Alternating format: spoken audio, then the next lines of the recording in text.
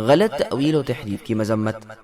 پھر آگے اللہ فرماتے ہیں کہ ان کی دوسری غرض آیت کی تحریف ہوتی ہے کہ اسے اپنی جگہ سے ہٹا کر مفہوم بدل لیں۔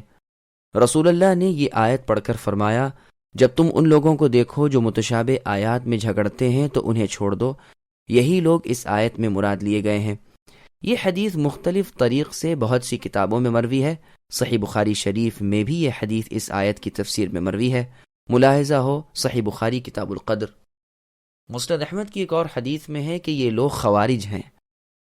بس اس حدیث کو زیادہ سے زیادہ موقوف سمجھ لیا جائے، تاہم اس کا مضمون صحیح ہے، اس لیے کہ پہلی بدعت خوارج نے ہی پھیلائی۔ یہ فرقہ محض دنیاوی رنج کی وجہ سے مسلمانوں سے الگ ہوا۔ رسول اللہ نے جس وقت غزوہ حنین کی غنیمت کا مال تقسیم کیا، اس وقت ان لوگوں نے اسے خلاف عدل سمجھا، اور ان میں سے ایک نے، جسے ذو الخویسرہ کہا جاتا تھا، اس نے رسول اللہ کے سامنے آ کر صاف کہا کہ اے محمد صلی اللہ علیہ وسلم، انصاف کیجئے، آپ نے اس تقسیم میں انصاف نہیں کیا۔ رسول اللہ نے یہ سن کر اس کو جواب میں ارشاد فرمایا، مجھے تو اللہ نے امین یعنی امانت دار بنایا تھا، اگر میں بھی انصاف نہ کروں تو پھر تو برباد ہوا اور نقصان میں پڑا۔ جب وہ لوٹا تو عمر رضی اللہ عنہ نے درخواست کی کہ اللہ کے رسول، مجھے اجازت دی جائے کہ میں اسے مار ڈالوں۔ رسول اللہ نے فرمایا، چھوڑ دو، اس کی جنس یعنی اس کی اولاد میں سے ایک ایسی قوم نکلے گی کہ تم لوگ اپنی نمازوں کو ان کی نمازوں کے مقابلے میں، اور اپنی قرآن خوانی کو ان کی قرآن خوانی یعنی قرآن کے پڑھنے کے مقابلے میں حقیر سمجھو گے۔ دراصل وہ دین سے اس طرح نکل جائیں گے جس طرح تیر شکار سے نکل جاتا ہے۔ تم جہاں انہیں پاؤ قتل کرو، ان کے قتل کرنے والے کو بڑا ثواب ملے گا۔ یہ روایت بخاری اور مسلم کی ہے۔ علی رضی اللہ عنہ کی خلافت کے زمانے میں ان کا ظہور ہو گیا، اور آپ نے انہیں نہروان نامی علاقے میں قتل کیا۔ پھر ان میں پھوٹ پڑی اور ان کے مختلف الخیال فرقے ہو گئے، اور نئی نئی بدعتیں دین میں جاری کر لیں، اور اللہ کی راہ سے بہت دور جا پڑے۔ ان کے بعد قدریہ فرقے کا ظہور ہوا، پھر معتزلہ نکلے، جہمیہ وغیرہ پیدا ہوئے، اور رسول اللہ کی یہ پیشن گوئی پوری ہوئی کہ میری امت میں عن قریب 73 فرقے ہوں گے، سب جہنمی ہوں گے سوائے ایک جماعت کے۔ صحابہ نے پوچھا وہ کون لوگ ہوں گے؟ آپ نے فرمایا وہ جو اس چیز پر ہوں جس پر میں ہوں اور میرے اصحاب۔ یہ روایت مستدرک حاکم کی ہے۔ پھر آگے اللہ نے فرمایا اس کی حقیقی تأویل اور واقعی مطلب اللہ تعالیٰ ہی جانتے ہیں۔ لفظاً الا اللہ پر وقف ہے یا نہیں، اس میں اختلاف ہے۔ عبداللہ ابن عباس رضی اللہ عنہما تو فرماتے ہیں کہ تفسیر 4 قسم کی ہے۔ ایک وہ جس کے سمجھنے میں کوئی معذور نہیں، ایک وہ جسے عرب اپنی لغت یعنی عربی زبان سے سمجھتے ہیں، ایک وہ جسے جید علماء اور پورے علم والے ہی جانتے ہیں، اور ایک وہ جسے بجز اللہ تعالیٰ کے اور کوئی نہیں جانتا۔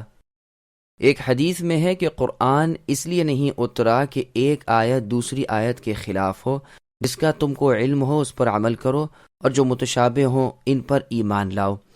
ابن عباس رضی اللہ عنہما، عمر بن عبد العزیز اور مالک ابن انس رحمہم اللہ سے بھی یہی مروی ہے کہ گہرے علم والے بھی اس حقیقت سے آگاہ نہیں ہوتے، ہاں اس پر ایمان رکھتے ہیں۔ ابن مسعود رضی اللہ عنہ فرماتے ہیں اس کی تأویل کا علم اللہ تعالیٰ ہی کو ہے، پختہ علم والے یہی کہتے ہیں کہ ہمارا اس پر ایمان ہے۔ ابی بن کعب رضی اللہ عنہ بھی یہی فرماتے ہیں، امام ابن جریر بھی اسی کو پسند کرتے ہیں۔ یہ تو تھی وہ جماعت جو الا اللہ پر وقف کرتی تھی اور بعد کے جملے کو اس سے الگ کرتی تھی۔ کچھ لوگ یہاں نہیں ٹھہرتے بلکہ فی العلم پر وقف کرتے ہیں، اور اکثر مفسرین اور اہل اصول بھی یہی کہتے ہیں۔ ان کی بڑی دلیل یہ ہے کہ جو سمجھ میں نہ آئے ایسی بات کہنی ٹھیک نہیں۔ ابن عباس رضی اللہ عنہما فرمایا کرتے تھے کہ میں ان راسخ علماء میں ہوں جو تأویل جانتے ہیں۔ مجاہد فرماتے ہیں راسخ علم والے تفسیر جانتے ہیں۔ محمد ابن جعفر ابن زبیر رحمہ اللہ فرماتے ہیں کہ اصل تفسیر اور مراد اللہ تعالیٰ ہی جانتے ہیں، اور مضبوط علم والے کہتے ہیں کہ ہم اس پر ایمان لائے۔ پھر متشابہات آیات کی تفسیر محکمات کی روشنی سے کرتے ہیں، جن میں کسی کو مجال سخن نہیں رہتی، مضامین قرآن ٹھیک ٹھاک سمجھ میں آ جاتے ہیں، دلیل واضح ہوتی ہے، عذر ظاہر ہو جاتا ہے، باطل چھٹ جاتا ہے، اور کفر دفع ہو جاتا ہے۔ مسند احمد کی حدیث میں ہے کہ رسول اللہ صلی اللہ علیہ وسلم نے عبداللہ بن عباس رضی اللہ عنہما کے لیے دعا کی کہ اے اللہ انہیں دین کی سمجھ دیجئے اور تفسیر کا علم دیجئے۔ بعض علماء نے یہاں تفصیل کی ہے کہ وہ فرماتے ہیں تأویل دو معنی میں قرآن کریم میں آئی ہے۔ ایک معنی تو جن سے مفہوم کی اصلی حقیقت اور صحیح اصلیت، جیسے قرآن میں ہے یا ابت ھذا تأویل رؤیائی، کہ یوسف علیہ السلام نے اپنے ابا یعقوب سے کہا کہ اے میرے ابا، یہ میرے خواب کی صحیح تعبیر ہے۔ اور جگہ ہے هل ينظرون الا تأویلہ یوم یأتی تأویلہ، یعنی کیا کافروں کو انتظار صرف اس کی حقیقت ظاہر ہونے کا ہے جس دن اس کا مصداق آ جائے گا۔ بس ان دونوں جگہ مراد تعویل سے حقیقت ہے۔ اگر اس آیت مبارکہ میں تعویل سے مراد یہی تعویل لی جائے تو الا اللہ پر وقف ضروری ہے، اس لیے کہ تمام کاموں کی حقیقت اور اصلیت بجز اللہ تعالیٰ کے اور کوئی نہیں جانتے۔ تو راسخون فی العلم مبتدا ہوگا اور یقولون آمنا بہ خبر ہوگی، اور یہ جملہ بالکل الگ ہوگا۔ دوسرے معنی تعویل کے تفسیر اور بیان اور ایک شے کی تعبیر دوسری شے سے ہوتے ہیں، جیسے قرآن میں ہے نبئنا بتأویلہ، یعنی ہمیں اس کی تعویل بتاؤ، یعنی تفسیر اور بیان۔ اگر آیت مذکورہ میں تعویل سے یہ مراد لی جائے تو فی العلم پر وقف کرنا چاہیے، اس لیے کہ پختہ علم والے علماء جانتے ہیں اور سمجھتے ہیں، کیونکہ خطاب انہی سے ہے، گو حقائق کا علم انہیں بھی نہیں۔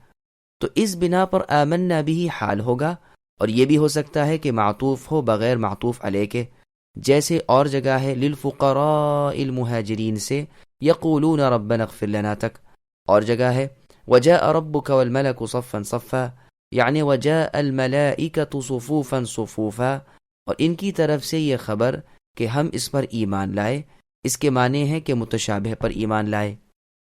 پھر اقرار کرتے ہیں کہ یہ سب یعنی محکم اور متشابہ حق و صدق ہے، اور ان میں سے ہر ایک دوسرے کی تصدیق کرتا ہے اور گواہی دیتا ہے کہ یہ سب اللہ تعالیٰ کی طرف سے ہے، اس میں کوئی اختلاف اور تضاد یعنی باہمی ٹکراؤ نہیں۔ جیسے اور جگہ ہے افلا يتدبرون القرآن ولو كان من عند غیر اللہ لوجدوا فیہ اختلافا کثیرا، یعنی کیا یہ لوگ قرآن میں غور و فکر نہیں کرتے؟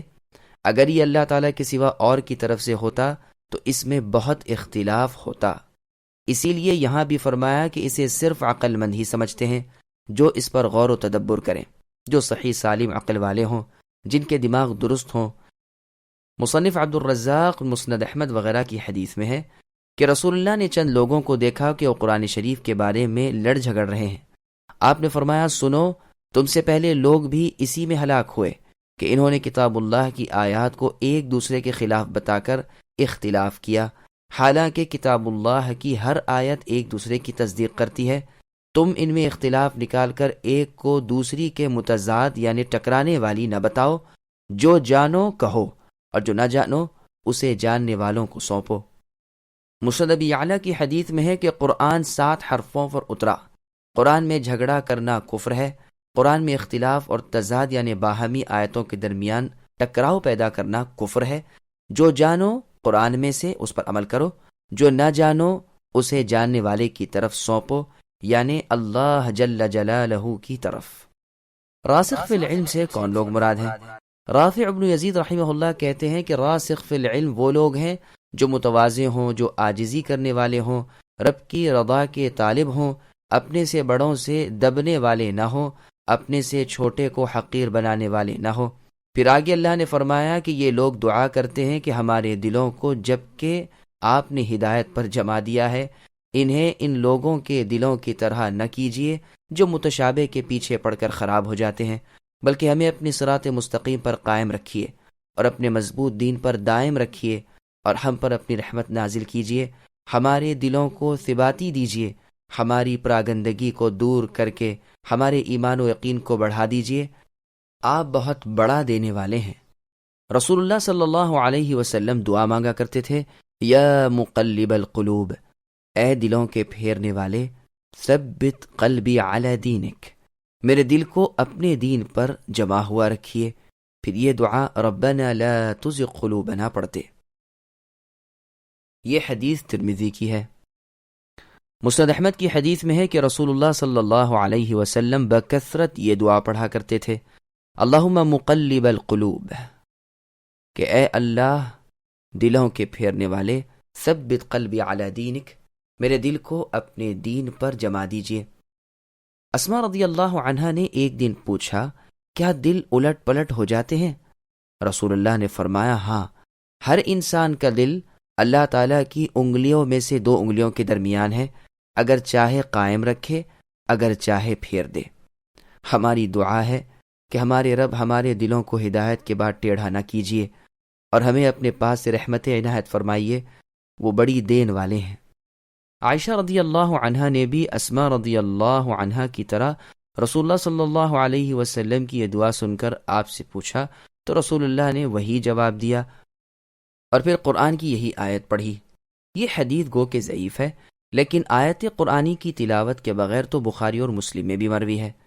نسائی وغیرہ میں ہے کہ رسول اللہ صلی اللہ علیہ وسلم جب رات کو جاتے تو یہ دعا پڑھتے، لا الہ الا انت سبحانک، اے اللہ نہیں ہے کوئی معبود برحق سوائے آپ کے، استغفرک لذنبی، میں آپ سے اپنے گناہوں کی بخشش چاہتا ہوں، واسألک رحمتک، اور آپ سے آپ کی رحمت کا سوال کرتا ہوں، اللہم زدنی علما ولا تزغ قلبی بعد اذ ہدیتنی، اے اللہ میرے علم میں اضافہ کیجیے اور میرے دل کو جب آپ نے ہدایت دے دی ہے پھر گمراہ نہ کیجیے، وَهَبْ لِي مِن لَّدُنْكَ رَحْمَةً، اور مجھے اپنے پاس کی رحمت بخشیے، إِنَّكَ أَنْتَ الْوَهَّابُ، بے شک آپ تو بہت کچھ دینے والے ہیں۔ ابو بکر صدیق رضی اللہ عنہ نے مغرب کی نماز پڑھائی، پہلی 2 رکعتوں میں الحمدللہ کے بعد مفصل کی چھوٹی سی 2 سورتیں پڑھیں اور تیسری رکعت میں سورۃ الفاتحہ کے بعد یہی سورہ آل عمران کی آیت پڑھی۔ ابو عبداللہ صنابحی رحمہ اللہ فرماتے ہیں، میں اس وقت ابو بکر رضی اللہ عنہ کے قریب چلا گیا تھا، یہاں تک کہ میرے کپڑے ان کے کپڑوں سے لگ گئے تھے، اور میں نے خود اپنے کان سے ابو بکر صدیق رضی اللہ عنہ کو یہ پڑھتے ہوئے سنا۔ یہ روایت عبد الرزاق، موطا مالک وغیرہ میں ہے۔ عمر بن عبد العزیز رحمہ اللہ نے جب تک یہ حدیث نہیں سنی تھی، آپ اس رکعت میں سورہ قل هو اللہ احد پڑھا کرتے تھے، لیکن یہ حدیث سننے کے بعد امیر المؤمنین عمر بن عبد العزیز رحمہ اللہ نے بھی اسی کو پڑھنا شروع کیا اور کبھی ترک نہیں کیا۔ پھر فرمایا، وہ یہ بھی کہتے ہیں کہ اے اللہ، آپ قیامت کے دن اپنی تمام مخلوق کو جمع کرنے والے ہیں اور ان میں فیصلے اور حکم کرنے والے ہیں، ان کے اختلافات کو مٹانے والے ہیں اور ہر ایک کے بھلے برے عمل کا بدلہ دینے والے ہیں۔ اس دن کے آنے میں اور آپ کے وعدوں کے سچا ہونے میں کوئی کلام اور کچھ شبہ اور شک نہیں۔